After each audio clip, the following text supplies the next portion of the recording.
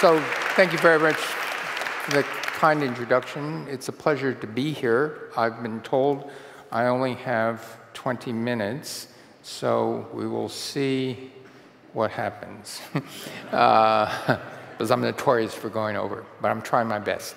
So I'm here to talk to you about the challenges to the clean energy transition, and as you all know, there are certainly some new challenges. And first, let's talk about where greenhouse gas emission is coming from. It turns out electricity worldwide is roughly a quarter, but people sometimes don't realize that the forestry and agriculture and land use is another quarter. That's hardly been realized. Transportation we all know about. We want to electrify as much as possible, but it'll be a long time before we electrify Boeing 787s, industry and other things. So these are what we have to work with. And so the outline of the talk is I'm going to talk about what California has been doing and will do as an example. I'm going to talk about the stresses of the German system, and particularly your energy security, to work with trusted partners. And we all learned that Russia is not a trusted partner. And then briefly, technology and policy changes and solutions. So what about California? Where is California? California this is a large hydro, renewables, and nuclear, 10% nuclear. But if you include geothermal, small hydro, and biomass, we're actually over 70% carbon-free energy today.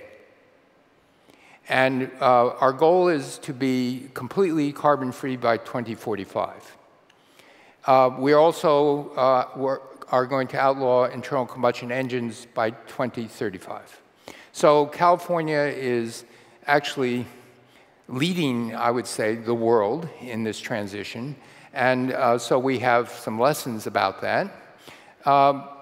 For example, we've realized that there's a huge importance in policy, and when you have energy shortages, that how do you actually allow for the system to adapt to these energy shortages? And so we've started what's called demand-side management programs. It's automatic and it's critical during pricing. What does that mean? It means we will actually pay people if they sign up, that the utility companies, in times of real crisis, can shut them lower energy or even turn them off. But for that, they get paid a lot of money. During energy crisis, we also have real-time pricing, where the price of electricity could go up 10-fold, 50-fold. But that turns out it's not enough. And so to have people sign up for this is very important. We just had this system tested in a very crucial way, because in early September of 2022, that's a misprint, during Labor Day of this year, we had the 7th hottest day heat wave in the record of recorded history in California. In my own home, it was 42 centigrade and 40 C in consecutive days, over 38 degrees for the entire week. Livermore reached 47 degrees centigrade, okay? We did not have a blackout, a rolling blackout. 4 years ago, we had rolling blackouts. What happened? It's demand-side management. They were able to throttle back enough so that the system could not buckle under the strain of huge air conditioning loads. Okay, so this is a policy decision that was very successful. It's a trial, but after this trial, I am sure it's going to be there to stay. Another thing that happened very recently, only in the last month, California did not like nuclear power. It was the last nuclear power plants are Diablo Canyon. They're south of San Francisco. The 2 nuclear reactors, roughly 2 gigawatts. The Governor Newsom, said we're going to shut these down. PG&E, the utility company, said we're going to shut this down. The state legislator said we're going to shut this down. What happened was many experts started to weigh in about a year or 3 ago and said, you know, if you shut down these nuclear reactors, we can't really meet these very aggressive goals. 100% clean energy by 2045. It's only 10%, but it's an important 10%. And oh, by the way, during this transition, what can you do? You can use nuclear power as a standby, and it can start to use nuclear power to do desalinization and other things. And so it's a very, very different idea.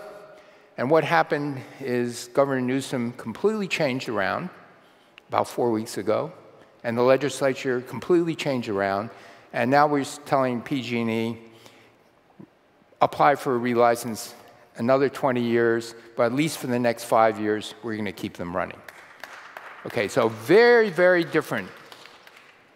But you have to understand, the Californians were almost as much against nuclear as Germans. Maybe not quite as much, but it was pretty serious. I wrote 3 op-ed pieces. I tried to convince PG&E 3 or 4 years ago, but it was the realization that the climate goals were very important. Okay, stresses on the German system. Let's talk about them. Germany has very good wind. This is a wind map. The best wind is in the North Sea. Northern Germany, very good wind. Kind of mediocre around Berlin. I flew in, and they were turning very slowly. But it's pretty good. But there's a wind distribution problem, electricity distribution problem. Solar, not so good. This is the United States, the western part of the United States. It's the same color scale. And so California is mostly solar now, but it's only 30% of the time average, whereas a large part of the United States is better than any part in Spain. Okay? Okay, look at North Africa. Fantastic. Okay, how can you deal with this? Well, there's an energy security problem. You can get solar from North Africa, but I think you really want to bring the electricity into Europe, into Germany, use the electricity to make hydrogen. You say, that would be good, then you can store it on land. So you have energy security.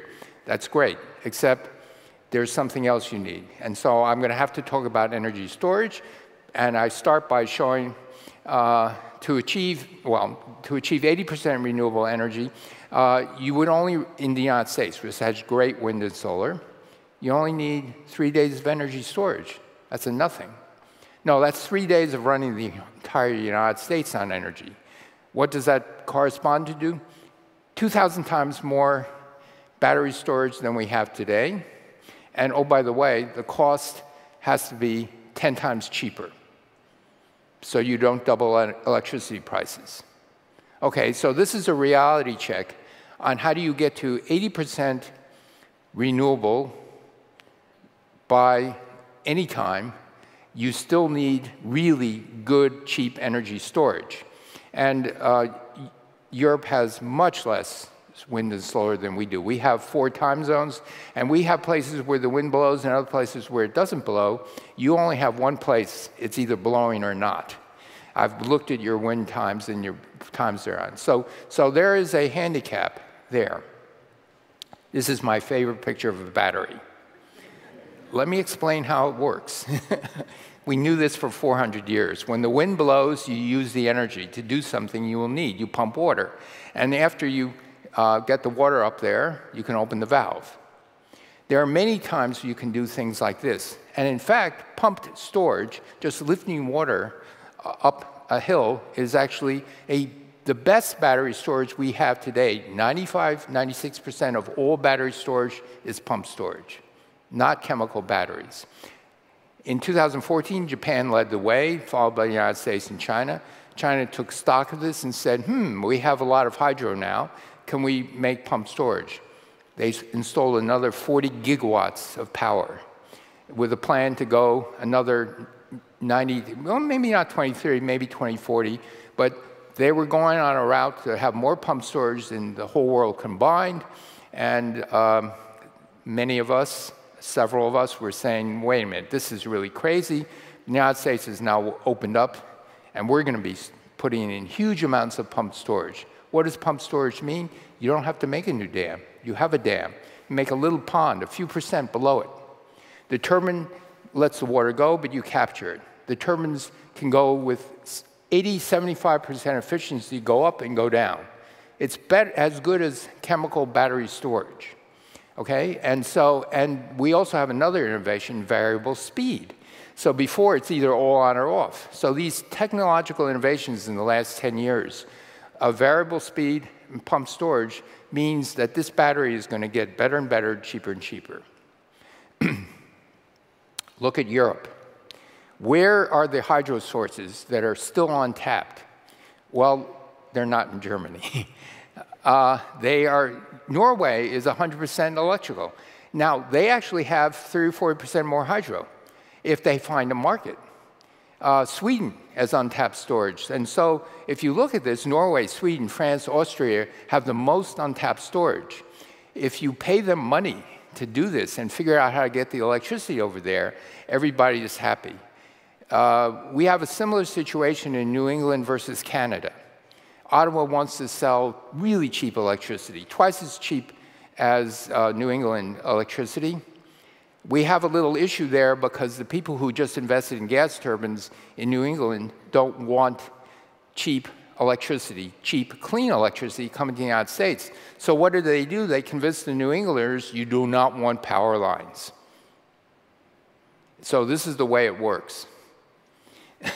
Russia is doing a lot of convincing about how you don't need anything investments because you can have cheap Russian gas. So there are resistances you see.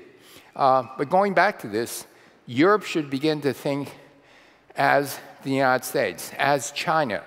You can't solve the problem in one country, and you really have to make the energy balancing system seamless. And there is a great opportunity if you begin to do this. Okay, so let's move on. Oops, I got to go forward, not backward. Technology and policy changes. We heard a lot in this these discussions about hydrogen. There's three colors of hydrogen. Gray hydrogen is you take methane, you turn it into hydrogen, and you vent the CO2. In terms of energy content, you might as well just have burned the natural gas coming from hydrogen. So you're doing no better. It does help in an inner city because it's less polluting to use hydrogen, but CO2, no better. Then there's blue hydrogen. Blue hydrogen means you take the natural gas, you turn it into hydrogen and CO2, but you've got a stream of CO2 that you can sequester. And there's finally green hydrogen, okay? And these are the current prices of hydrogen.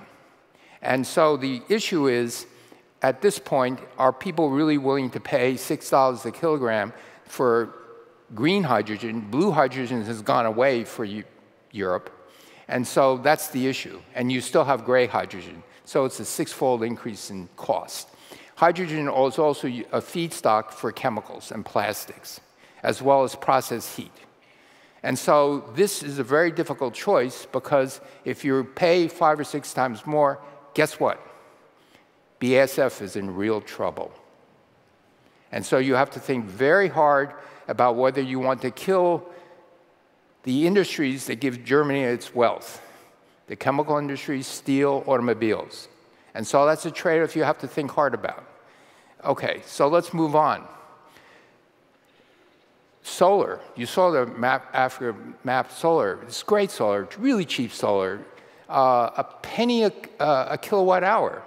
Can you make electrolyzers this way? No. The cost of the electrolyzer, the electrolysis capital cost, means you still can't make money. You're still not going to get close to a few dollars of blue hydrogen.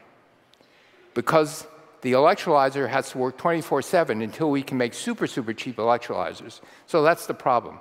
And in order to make super cheap electrolyzers, the capital size of the plant has to shrink. You have to run it at 3 or 4 amps per square centimeter.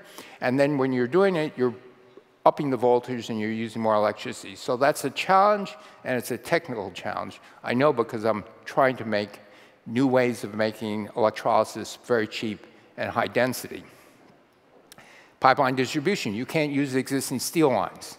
You can pipe it around, but they have to be coated steel lines at high pressure or plastic lines. So these are some of the challenges we can think of. Will hydrogen be part of the solution? Absolutely. But how long will it take? Well, it depends on the cost of the electrolyzer, and it depends on the cost of the electricity. And so if you look at this time scale, 2020, 2030, 2040, 2050, fossil fuel range is in the gray line below, and so you're looking at probably a decade, probably more. Now, you want to accelerate the technology development as much as possible. As I said, I myself am trying to do this, but it is not going to come next year or in the following years, unless you want to pay $6, okay? We need a fourth agricultural revolution. How did this revolution get started? Well, it got started by the invention of the so-called Haber-Bosch process. You could take nitrogen in this high-temperature, high-pressure process, and you could make fertilizer. And with fertilizer, ammonia, urea, fertilizer, you could feed the world. And so that was fantastic. Another thing, the breeding of plants. This is a plot from 1960 to 2016. The brown line below is the amount of land put under aerial production, and the red lines are serial production. Acres did not increase. Population more than doubled. That was part of the fertilizer green revolution. Okay, now there's an opportunity for genetically modified plants, but we've been genetically modifying plants and animals for many centuries. And these are the pigs and cattle and broiler chickens. The full circle is the lifetime of the natural animal. The little red segment is when we slaughter them in America. After 24 weeks, a pig weighs 280 pounds. This is fast growth. And so we really optimized animals to grow very, very efficiently. But still, there's a problem, especially with beef, because there are microbes in the stomachs of cattle that like to take the food away from the cattle and make methane. And this is the world CO2 emissions well, the world is high. China's, this is a little out of date. China is now more than double the United States. The United States is more than the EU plus Great Britain. But if beef and dairy cows were a country, it would be more than the EU in greenhouse gases. Just beef and dairy cattle, okay? By the way, people are worried about geoengineering. Forget it. We've geoengineered the world. If you take all the humans and the animals we eat and put them on one side of the scale and the rest of mammals, everything, rats, mice, lions, tigers, bears, oh my, we're 96% of mammal mass. 96%. This is the greenhouse gas of beef, mutton. It turns out that if you eat pork and poultry, it's 1/4 of the load. Of course, you're better off eating tofu and rice, but you know. And so it really matters. We can work on substitutes. This is oat milk to get rid of the dairy cows. I'm going to skip that and talk about what synthetic biology can do. Synthetic biology means you can put soy plants, but you want it to taste like beef. So this company, Impossible Foods, actually has a microbe that makes a molecule that's very related to hemoglobin. It's a lectohemoglobin. And they found that through taste tests, they can do all sorts of mammal hemoglobin, vegetable hemoglobin, and they like this the best. A good friend of mine started this company. I did not ask him whether they trade human hemoglobin. But anyway, another very important thing is you can put microbes in the soil. The microbes enter into a partnership with plants.